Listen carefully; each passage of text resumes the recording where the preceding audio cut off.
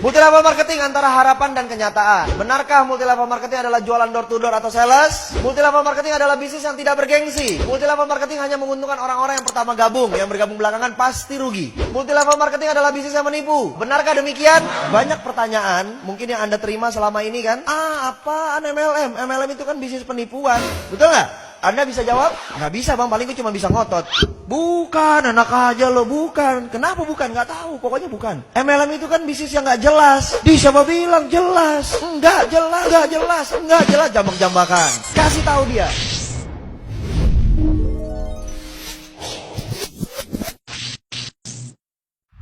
Anda tahu nggak bahwa di dunia ini ada sistem pemasaran? Setiap perusahaan yang ingin mencari keuntungan pasti harus menjual produk. Produknya itu bisa berupa barang, bisa berupa jasa, betul?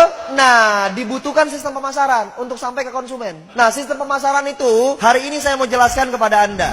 Oke, saya mau kasih tahu sama teman-teman. Di dalam dunia bisnis, ini dibagi menjadi beberapa jenis. Yang pertama adalah bisnis konvensional. Yang kedua adalah bisnis multi level marketing. Yang ketiga adalah bisnis money game. Nah, supaya kita nggak kejebak, saya mau bahas dulu yang pertama di money game. Anda tahu money game itu apa? Artinya, money, uang, game, permainan, berarti permainan uang. Banyak nggak yang nembak Anda? Ini money game ya? Jangan-jangan ini bisnis putar-putar uang orang, betul?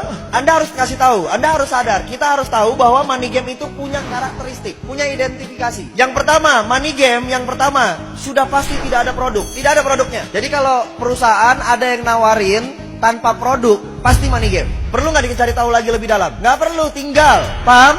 Ada produknya nggak? Nggak ada, sudah.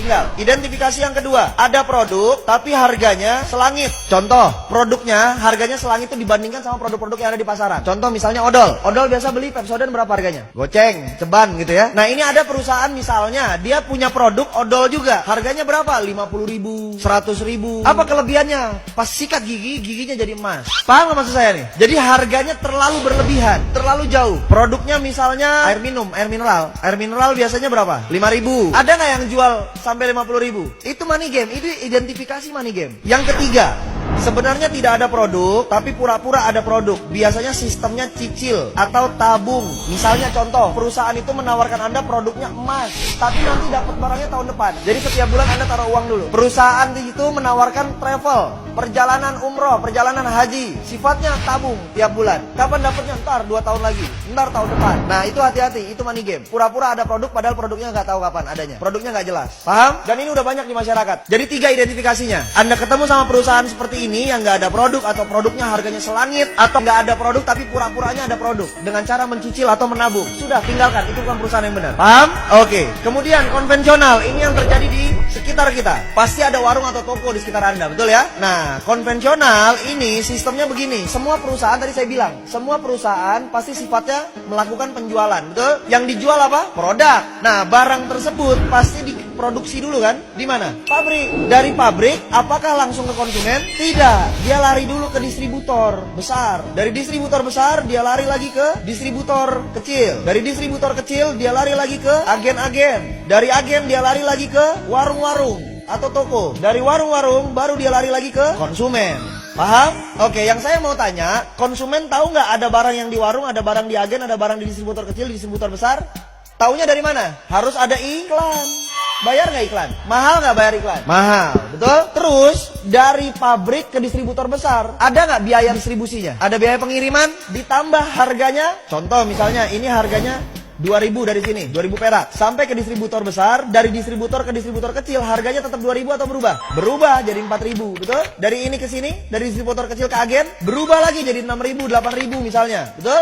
Dari agen ke warung, sudah nyampe angka 12.000. Dari agen ke warung, dari warung ke konsumen, harganya jadi 20.000. Paham nggak? Padahal modal awalnya berapa? Nah, kelebihan itu banyak dibagi-bagi. Menjadi jalur distribusi, menjadi jalur iklan, menjadi jalur marketing. Itu di jalur apa? Konvensional. Semua warung begini, semua barang yang ada di sekitar Anda begini prosesnya. Rokok begini, sampo begini, sabun begini. Paham? Oke. Saya nggak banyak bahas di situ. Yang saya banyak mau bahas adalah nih, multi level marketing. Lalu kalau begitu, apa bang kelebihannya multi level marketing? Multi level marketing ini adalah perusahaan di mana barangnya tetap yang produksi pabrik. Dari pabrik lari ke distributor distributor tunggal namanya. Itulah perusahaan multi level marketing. Dari distributor tunggal larinya kemana? Ke konsumen. Langsung. Loh, terus bang, kan konsumen ini kan member. Ya, dia member. Terus member biasanya tugasnya ngapain? Cerita, betul? Akhirnya ada orang yang gabung sama dia, betul ya? Berarti si konsumen ini bisa menciptakan konsumen yang lain ya? Artinya apa? Konsumen ini otomatis garis miring marketing. Berarti konsumen ini garis miring bintang iklan. Berarti konsumen ini garis miring apa? Distributor. Paham? Dari sini konsumen menciptakan konsumen lagi, menciptakan konsumen lagi. Harganya dari pabrik ke distributor tunggal, dari distributor tunggal ke konsumen, ke sini sama semua nggak? Sama. Jadi kelebihan dananya tadi, kelebihan dananya tadi itu dialirkannya kepada siapa? Kepada kita, karena Anda marketingnya, Anda distributornya, Anda bintang iklannya. Berarti kita yang dibayar mahal oleh perusahaan multi level marketing. Paham? Berarti Anda distributor kan? Berarti Anda keren nggak? Bergengsi apa tidak bergengsi? Bergengsi. Kenapa harus malu? Anda distributor loh. Distributor, kalau kalau toko-toko distributor itu yang gede, yang banyak stoknya banyak, yang barangnya banyak. Berarti modalnya gede nggak? Kalau kita di multi level marketing, modalnya perlu gede nggak? Nggak perlu. Paham?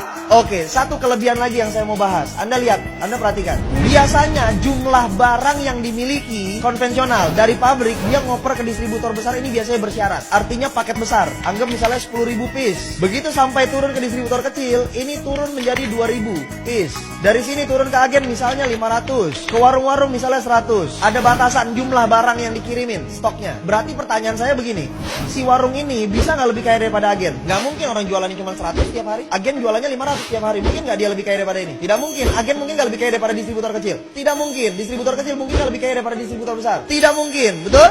Oke. Sekarang saya mau tanya, multi level marketing, si konsumen ini jual produk nggak? Jual. Produk siapa yang dijual? Produk perusahaan, bukan produk dia. Punya stok nggak masing-masing? Punya. Stok buat apa? Buat konsumsi, bukan buat dijual. Paham nggak? Stok yang dimiliki member yang bergabung itu adalah stok konsumsi, bukan stok untuk dijual. Yang dijual adalah produk perusahaan. Berarti ada batasan nggak stok barangnya? Tidak ada. Bisa nggak kejadiannya begini? Konsumen yang atas jual cuma 50, konsumen yang bawah jualnya 100. Bisa? Bisa. Siapa yang kaya? Ya dialah yang dapat untung banyak. Yang ini cuma jual atu. Berarti yang lebih kaya yang mana? Yang bawah. Tadi ada kalimat kan? MLM adalah bisnis yang memperkaya yang di... Salah atau benar? Salah. Karena justru multi level marketing lah yang melawan konsep bisnis memperkaya yang di atas. Kalau konvensional, udah pasti yang atas lebih kaya. Kerja di kantor, udah pasti yang atas lebih kaya. Gaji staff sama manajer gede mana? Berarti itu yang memperkaya yang di atas. Kalau multi level marketing, tidak memperkaya yang di atas sama sekali. Oke, berarti kita harus bangga dari perusahaan multi level marketing. Berikan aplaus yang luar biasa diri Anda.